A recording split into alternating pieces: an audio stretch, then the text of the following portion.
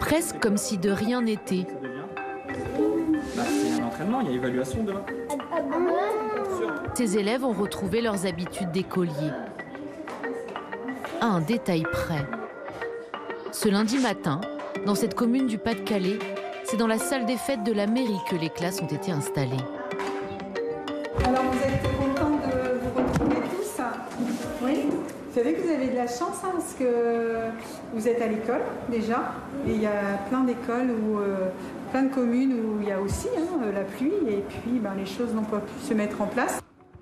Ici, tout le week-end, la mairie s'est organisée pour délocaliser l'école sur les hauteurs de la ville, loin des zones les plus inondées. Et chacun a dû aider. Il fallait déplacer le matériel, c'était essentiellement ça. Il y a aussi au préalable le nettoyage des classes qui a dû se faire parce qu'elles ont été inondées. Des classes qui, dans la nuit de mercredi à jeudi dernier, se sont transformées en pataugeoires. C'est monté jusqu'ici. Vous voyez, ça fait donc entre 15 et 20 cm. En quelques minutes seulement, l'eau a réussi à s'infiltrer partout dans le bâtiment. Tout ce qui était au sol, les cahiers dans les armoires étaient sous l'eau. Donc nous avons essayé de sauver ce que nous avons pu mettre en hauteur et mettre les meubles sur les bancs. Depuis, les déshumidificateurs d'air et les appareils pour sécher les sols et les murs tournent à plein régime. Mais le maire le sait, il va encore falloir au moins une semaine de gros ménage avant que les élèves ne puissent revenir en classe normalement.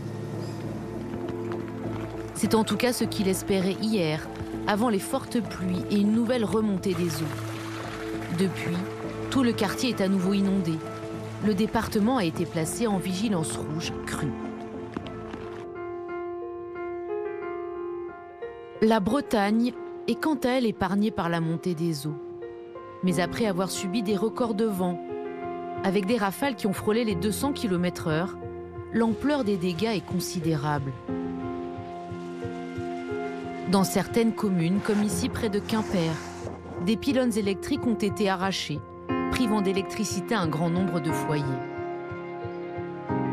Encore aujourd'hui, de nombreux habitants, comme Pierre Le Roland, doivent adapter leur quotidien, user de la bienveillance de leurs voisins pour se laver et faire sans électricité. On se chauffe avec le poêle à bois qui est juste derrière nous et la gazinière et qui était remisée dans un hangar qu'on a ressorti. Ça fait du bien de se dire qu'on n'a pas tout jeté encore. Une vieille gazinière bien utile pour faire bouillir de l'eau. En quelques heures, il a fallu recourir au système D.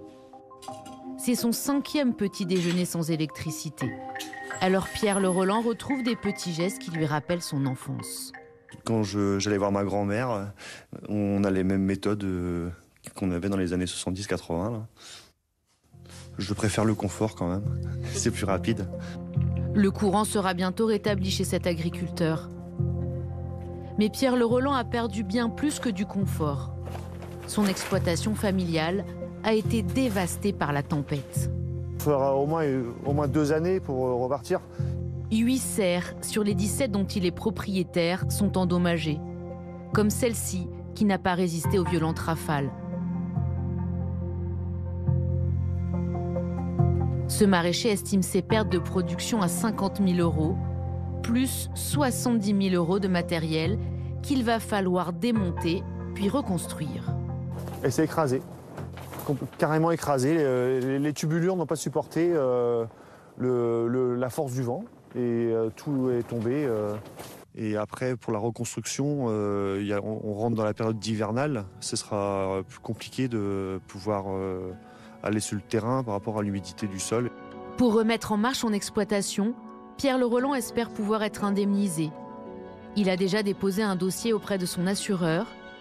Il attend désormais une réponse pour savoir si la saison prochaine, il pourra à nouveau cultiver dans ses serres.